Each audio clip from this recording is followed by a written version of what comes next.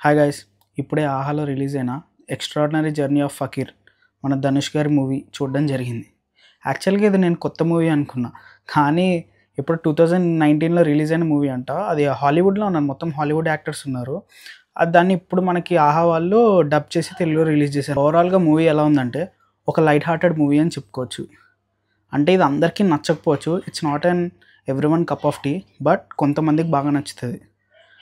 నాకైతే బాగానే నచ్చింది, బాగానే ఉంది అని అనిపించింది. Coming to the plot point, మన హీరోకి వాళ్ళ ఫాదర్ అనేది ఉండరన్నమాట. చిన్నప్పటి నుంచి వాళ్ళ అమ్మగారే కష్టపడి ఇతన్ని పెంచుతారు.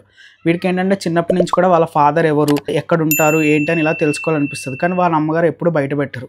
దాని తర్వాత ఇంకొకటి చెప్తారు ఏంటంటే వాళ్ళ అమ్మగారికి ప్యారిస్ వెళ్ళడం అనేది ఒక డ్రీమ్ అని చెప్తారన్నమాట.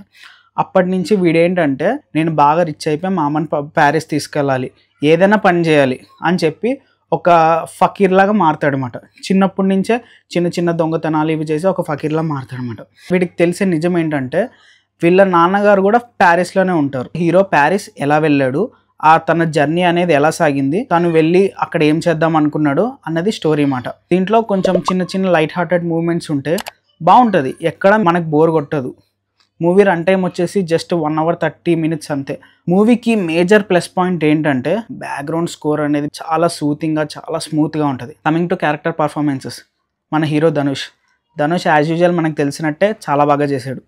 తన ఎక్స్ప్రెషన్స్ కూడా చాలా సర్టిల్గా, తన ఫేస్లో కూడా ఒక అమాయకత్వం అనేది అలా క్యారీ చేసి బాగా తీసుకెళ్తాడు. హీరోయిన్ వచ్చేసి ఎవరైనా బాయ్స్ సిరీస్ చూసుంటే వాళ్ళకి తెలుస్తుంది.